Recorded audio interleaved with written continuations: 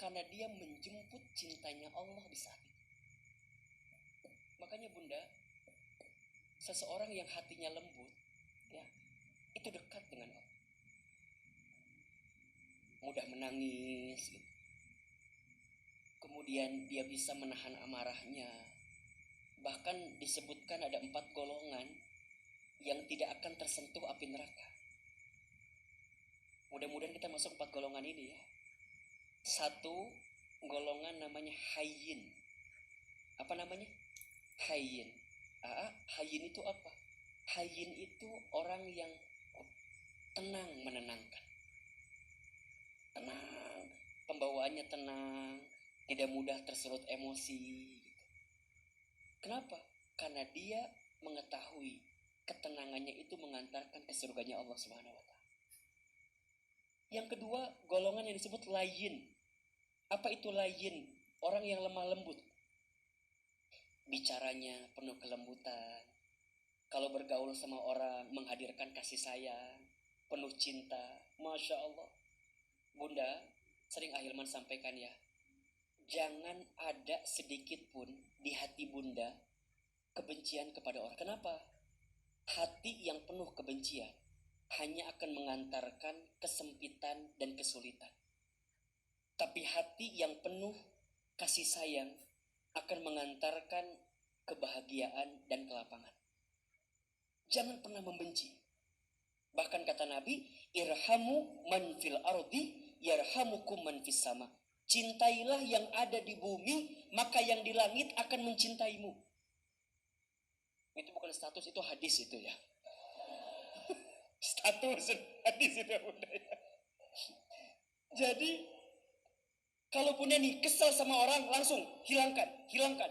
Karena ingat ya, hati seseorang yang diliputi dengan kebencian, matanya, hatinya akan tertutup dari kebaikan yang Allah datangkan. Jadi kalau Bunda ngerasa, kenapa ya aku tuh hidupnya gak baik? Kenapa ya aku tuh hidupnya sakit terus, sulit terus, sempit terus? Tanyakan hati kita. Mungkin ada kebencian di hati kita kepada orang lain. Gak boleh ada kebencian. Ustadz, gimana kalau kita lihat orang yang berbuat maksiat? Kalau kita lihat orang yang berbuat dosa, benci dosanya, benci maksiatnya, tapi jangan benci orangnya. Pak Hilman, kalau kita tidak benci kepada orangnya, maka akan ada doa untuknya. Kalau udah benci, jadi malas. Betul nggak? Bunda benci sama orang, karena udah benci, udah aja. Dia mau berbuat baik pun tetap nggak baik di mata kita. Kenapa? Karena kita benci. Maka jangan pernah ada kebencian, Bunda. Hati yang penuh kebencian, mata yang penuh kebencian, maka akan tertutup dari kebaikan. Ingat. Makanya Bunda di sini punten. Kalau pagi ini ada yang masih punya hati kesel, benci sama orang, belajar untuk menahan dan memaafkan. Misalnya Bunda kesel sama suami misalnya. Kesel nggak? Ya kan biasanya kan. Misalnya Bunda kesel, Ustaz sebel, kesel. Misalnya ada sesuatu yang pernah suami kita lakukan dan kemudian kita sakit hati dengan itu misalnya. Ingat Bunda, tugas kita jangan membenci suami kita. Ingat, ridho kita salah satunya ada di siapa? Di suami. Adapun kesalahan dia, biarkan tanggung jawab dia dengan siapa? Allah. Tugas kita apa? Maafkan kesalahan suami. Dan saat Bunda memaafkan suami Bunda, bukan berarti suami Bunda leha-leha begitu, ya enggak. Dia harus bertobat ke Allah, minta maaf kepada Bunda, dan Bunda maafkan kesalahannya. Karena insya Allah di saat itu Allah muliakan kehidupan Bunda. Ingat ya Bunda, ingat ya.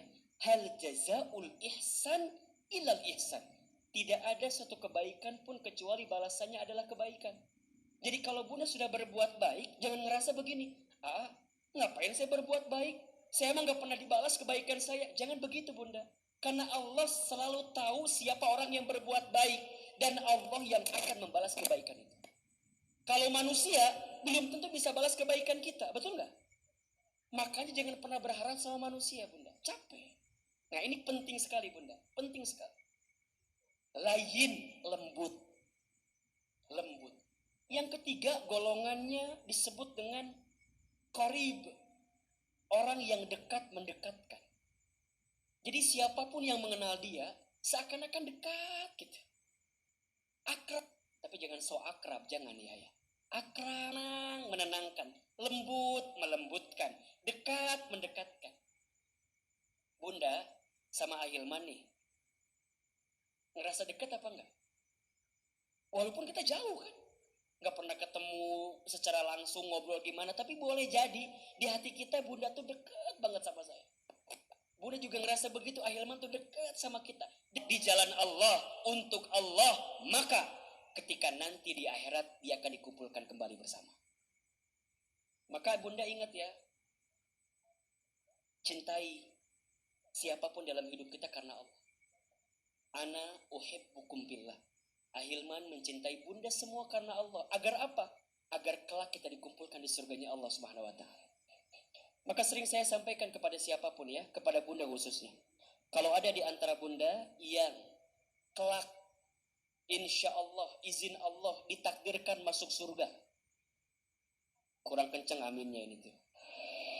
Kalau kita nanti ditakdirkan masuk surga, ingat ya, maka ingat pertemuan ini, ingat persahabatan ini, ingat taklim kita pernah berkumpul bersama, bertemu di sana.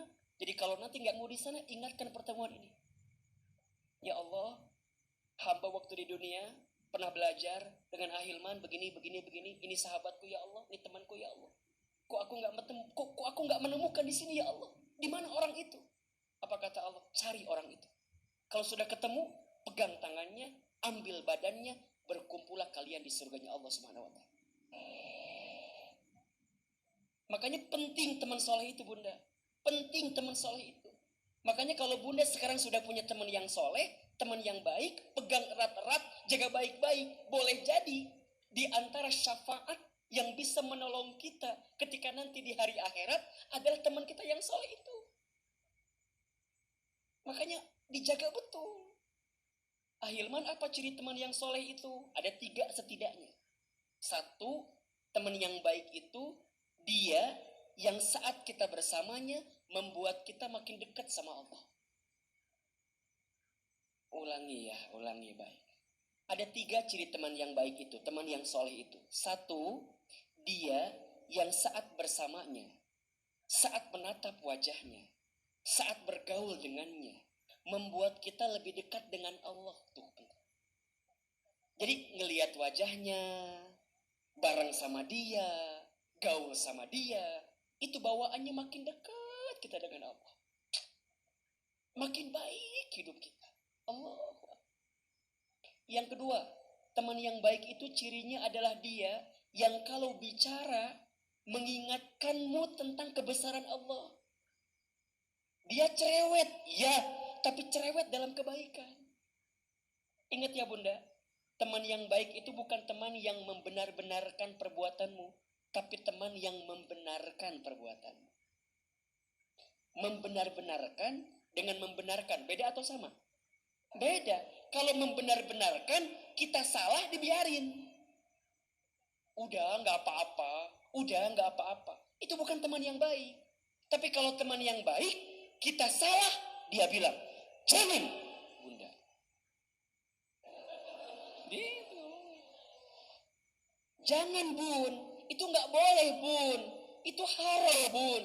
Berani dia mengatakan. Jadi kalau lagi gelisah Bunda, lagi galau nih Bunda, nih punten nih. Bunda lagi galau di rumah tangga.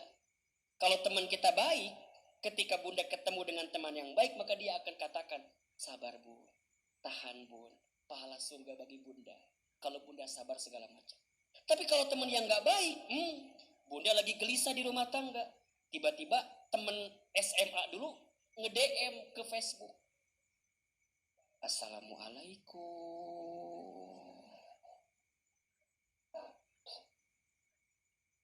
Bunda lagi gelisah, kondisi lagi gak menentu.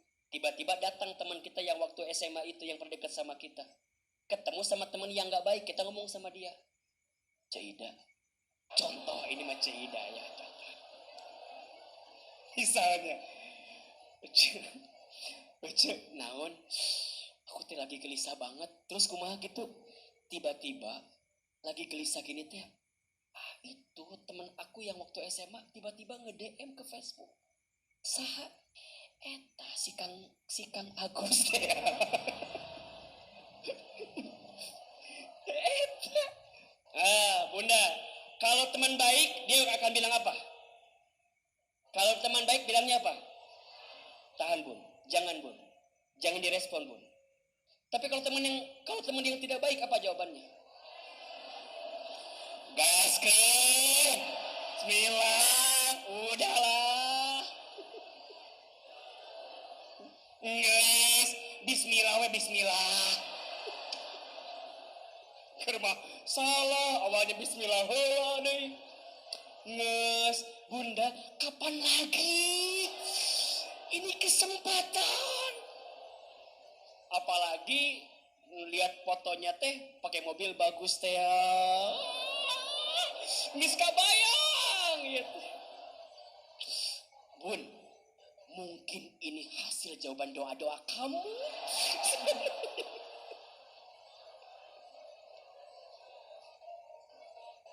Kalau teman baik langsung istighfar bunda. Ingat, kita masih milik siapa? Suara kita. Jangan dayuth. Jangan kemudian kita mengumbar apa yang bukan jadi milik kita dari suami kita. Jaga kehormatan kita. Jaga diri kita. Nggak boleh begitu. Allahu Akbar. Makanya cari teman yang baik. Teman yang cerewet. Kalau ke mall, jalan-jalan, azan berkumandang, langsung. Baca, naon, azan, sholat dulu yuk. Engkewe lah. Ayuna, engkewe lah. Nah, Cida biasa gitu tak biasa nanya.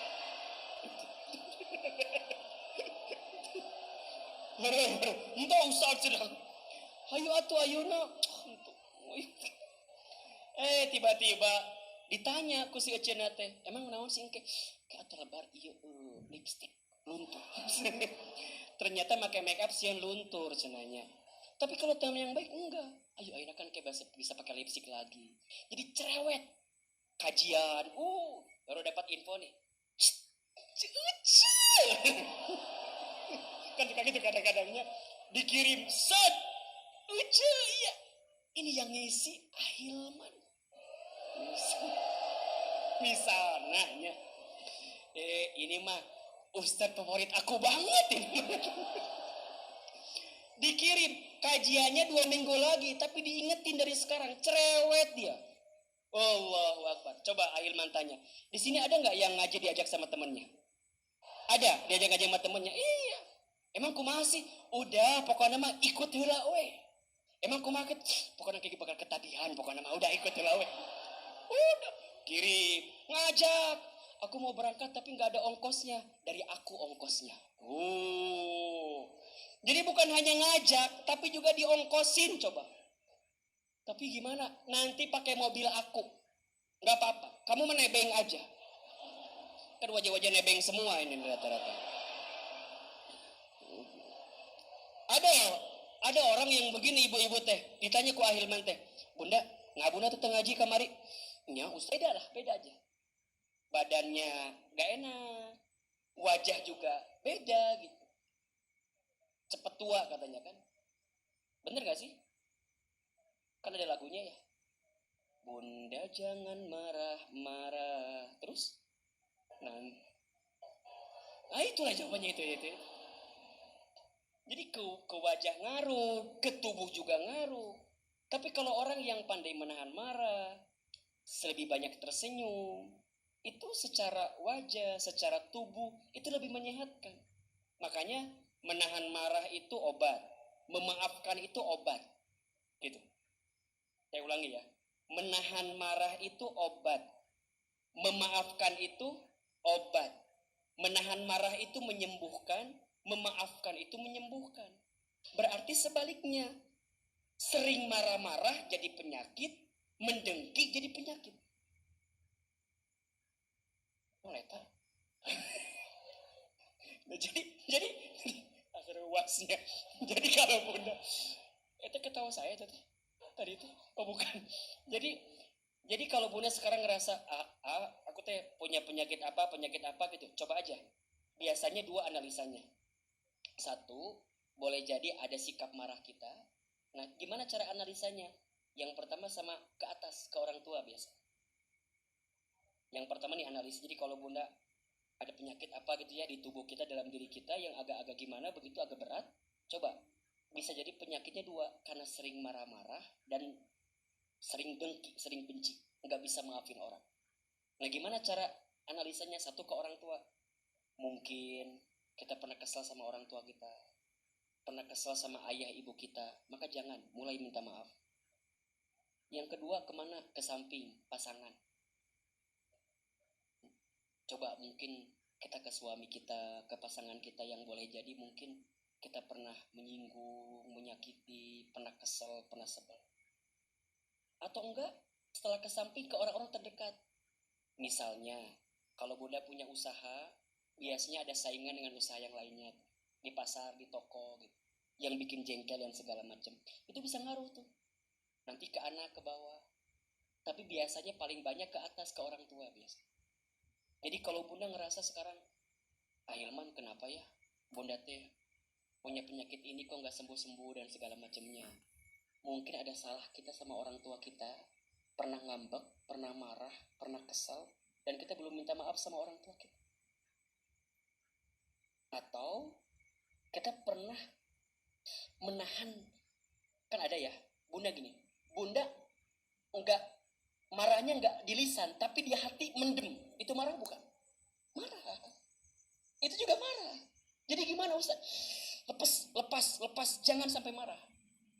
Karena, punten, makin bunda sering marah, itu makin dekat itu makhluk lain dekat sama kita. Senang mereka.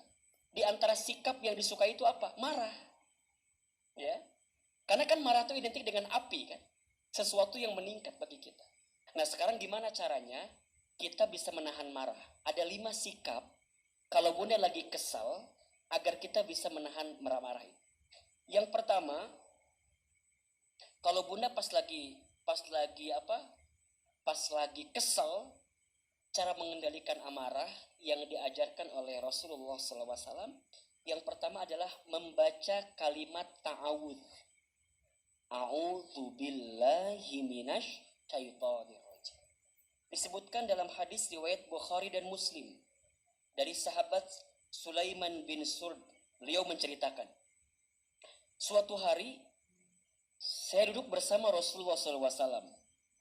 Ketika itu ada 2 orang yang saling memaki. Salah satunya telah merah wajahnya dan urat lehernya memuncak. Jadi ada 2 orang yang saling memaki. Nah, salah satunya itu udah kesel banget gitu. Wajahnya sudah merah, uratnya tuh udah rantang gitu kan. Kalau orang lagi marah tuh urat lehernya tuh rantang gitu ya. Nah, kemudian Rasul bersabda, sungguh saya mengetahui ada satu kalimat. Ya, ada satu kalimat yang jika dibaca oleh orang ini marahnya akan hilang. Apa itu? Jika dia membaca ta'awudz. A'udzu billahi minasy syaithanir rajim, marahnya akan hilang. Hadis riwayat Bukhari dan Muslim. Jadi kalau bunda lagi kesel, mengendalikan amarah, langsung baca apa tadi? A'udzu billahi minasy syaithanir rajim. Ini tips yang pertama. Ya. Yang kedua, berusaha diam dan jaga lisan. Jadi mau marah nih, kalau bunda lampiaskan, pasti yang keluar macam-macam. Betul nggak? Kebun binatang lah yang keluar, iya nggak? Kata-kata yang nggak nyambung, masalahnya B, yang diungkit C, D, E, F, G, H, I, J, K, L, M, N, O panjang. Betul nggak? Apalagi perempuan kan? Masya Allah. Al-mar'atu kalmir'ah katanya. Perempuan itu seperti cermin hatinya. Kalau sudah pecah, mungkin bisa kita rangkai kembali pecahan cerminnya. Tapi pantulan cahayanya tidak akan sama seperti sedia kala. Itulah hati perempuan. Kalau sudah sakit hati, mudah memaafkan, tak mudah melupakan. Gitu kan. Betul nggak? Betul nggak? Jangan minta diulangi lagi nya. Pohodehi ahilman. Itu hari Selasa depan itu ya. Jadi kumaha? Bunda, daripada Bunda melampiaskan marah, ujungnya jadi panjang kemana-mana, lebih baik apa? Diam, jeda sedikit, jaga lisan. Karena kalau sudah berkata-kata, itu khawatir yang keluar adalah sesuatu yang tidak baik. Tidak baik. Contoh, kan kadang-kadang kita nih punten ya, suami kita pulang dari kantor. Kita bikinin apa? Kopi, teh, atau apalah gitu. Tiba-tiba kopi, teh, kurang gula. Jadi pahit rasanya. Set, suami kita marah. Coba, kalau suami kita marah, respon kita apa? Kamu mahnya nyun kopi teh tuh bisa, gula ge kurang. Nah, yang terbaik apa sikapnya?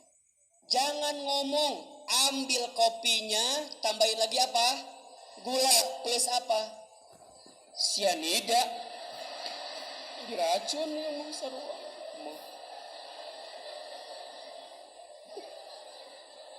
Kumaha sih? Bunda, jangan balik ayah maunya nggak main pisan, jangan. Ambil kopinya, ambil gulanya, adukin lagi, kasih. Jangan ngomong-ngomong lagi. Kalau kita ngomong panjang, betul nggak? Maneh manya teu bisa nyieun kopi wae, kurang wae gula teh. Nya atuh Pak, hapunten.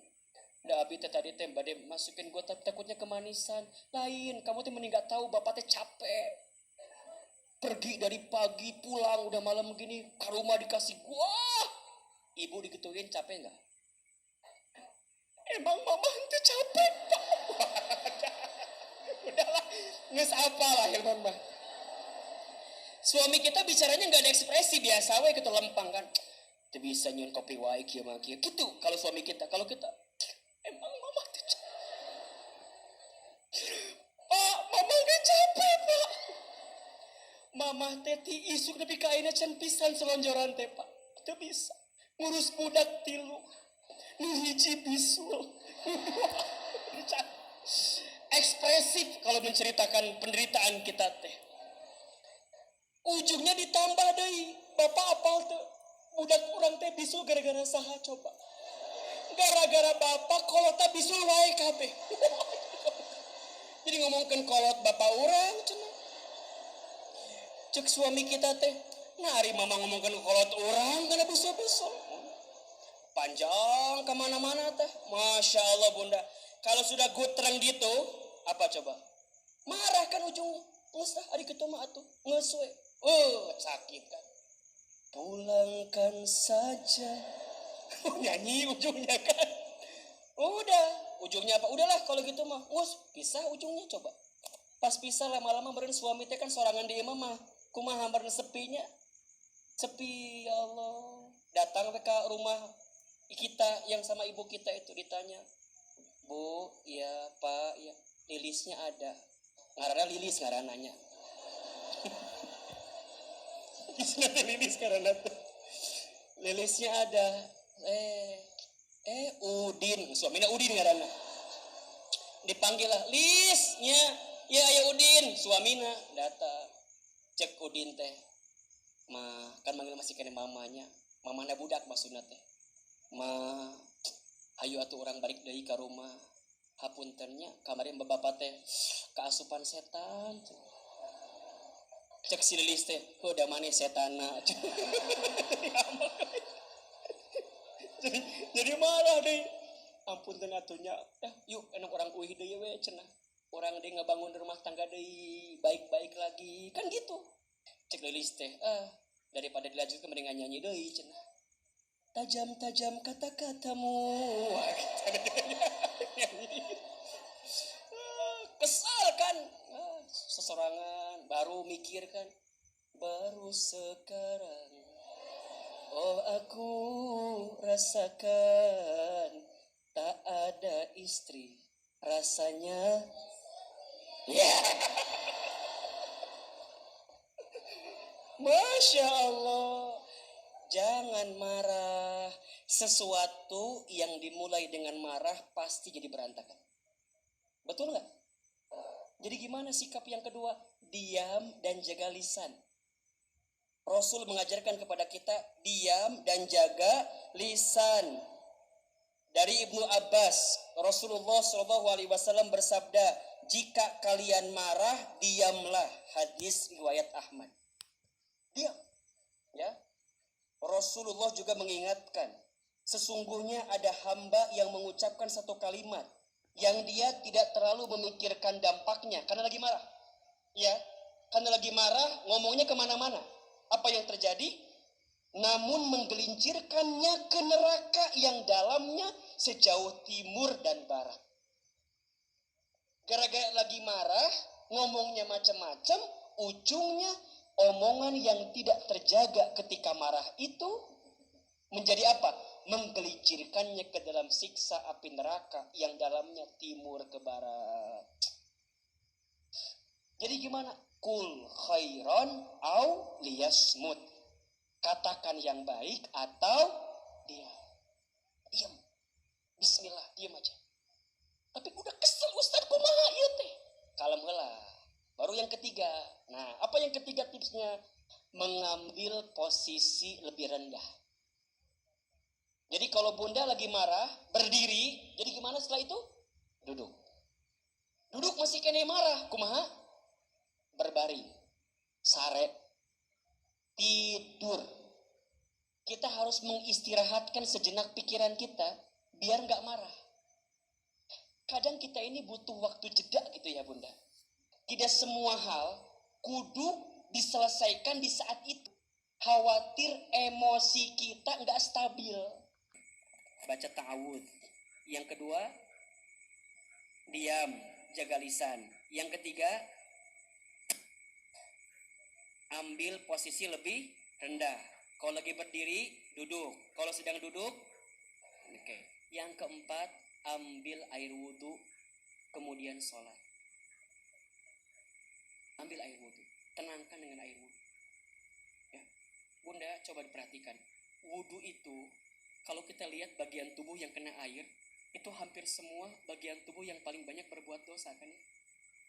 Yang pertama apa dulu? Telapak tangan. Ya, dosa dari telapak tangan banyak gak kira-kira? Kemudian apa lagi? Kumur mulut-mulut, bicara kotor, fitnah, sumpah serapah, gibah, iya gak? Kemudian apa lagi? Hidung. Kemudian apa lagi? Wajah. Bagian mata juga sama, dikucek-kucek. Ingat, boleh jadi mata kita sering ngelihat yang buruk-buruk dan segala macam. Kemudian tangan, kan gitu. Kemudian kepala, telinga, kan gitu. Kemudian kaki. Wudu itu tanpa disadari adalah cara kita membersihkan dosa-dosa kita. Makanya orang yang sering jaga wudu nih, batal wudu lagi, batal wudu lagi, batal wudu lagi. Maka Allah jaga dirinya. Allah jaga dirinya. Nah bunda bisa amalkan itu. Kalau bunda lagi kesel, lagi sebel, langsung ke kamar mandi, ambil air wudu. Ambil air wudu. Nah yang kelima, bunda ingat-ingat pahala yang Allah siapkan untuk kita yang pandai menahan marah. Ya. Jadi setelah bunda air wudu udah tenang, bunda ingat-ingat, kalau aku marah, aku kehilangan kesempatan ini, itu yang Allah siapkan bagiku. Insya Allah bunda, insya Allah. Ya, kalau kita bisa mengamalkan itu, maka kita akan menjadi pribadi yang pandai menahan marah. Ingat, orang yang pandai menahan marah itu Allah golongkan menjadi orang yang bertakwa. Allah ampuni dosanya.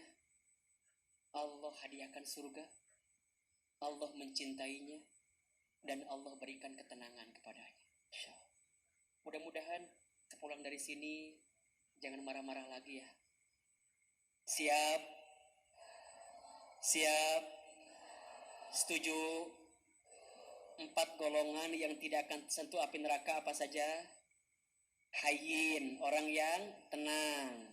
Yang kedua, orang yang lemah lembut. Yang ketiga, qarib, orang yang dekat mendekatkan. 4, sahlin, orang yang memudahkan urusan orang lain. Siap? Bisa mengamalkan? Insya pelan-pelan ya, belajar. Ahilman juga belajar, kita sama-sama belajar. Memang kalau urusan hati mah kudu belajar terus bunda. Riyadhah terus, belajar terus. Baik, mudah-mudahan bermanfaat. Sebelum kita doa, muhasabah, seperti biasa, kita sempurnakan dengan infak sodakoh.